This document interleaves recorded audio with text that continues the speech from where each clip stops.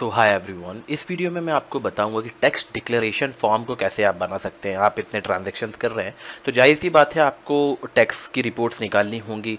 आपकी जो पोर्टल्स होंगे, गवर्नमेंट पोर्टल्स कोई भी लाइक कंट्री के, उस वहाँ पे आपको सबमिट भी करना होगा। तो उसके लिए ये सॉफ्टवेयर आपकी किस तरीके से मदद कर सकता है, तो आप यहाँ पर लिखेंगे टैक्स और एंटर कर देंगे। जैसे ही आप tax VAT report and tax, मैं इस पर डबल क्लिक करूँगा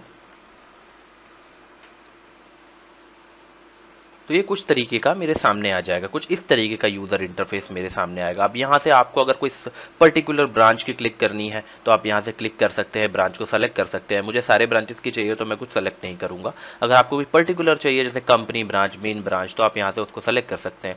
डेट डाल सकते हैं कि फ्रॉम कब से कब तक का, तो मैं इधर से मैं चूज़ कर लेता हूँ 10 तारीख 6वां महीना, लाइक 6वां महीना और 5, और उससे अभी की डेट तक का 10 तक का, राइट।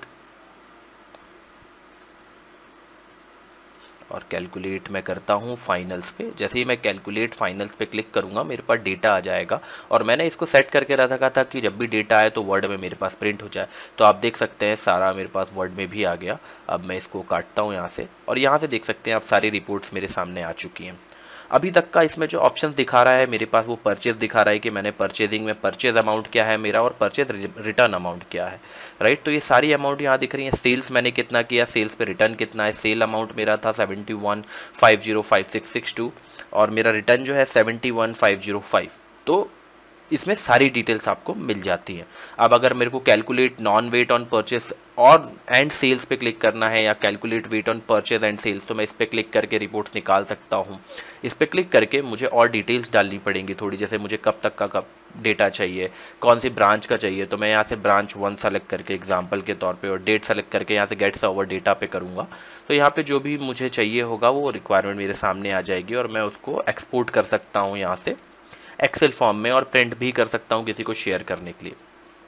एग्जाम्पल के तौर पे अब आपने ये डिटेल्स पूरी निकाल ली हैं वैट की, टैक्स की, जो आपको अगर कहीं रिपोर्ट को गवर्नमेंट पोर्टल पे पीडीएफ फॉर्म में या एक्सेल फॉर्म में डाउनलोड करके उसको, या फिर पेपर में प्रिंट करके आपको उसको अपलोड करनी है, या फिर किसी पर्सन को आपको उसको सेंड करना है, तो यहाँ पे मेरे पास एक ऑप्शन मिलता है रिपोर्ट का।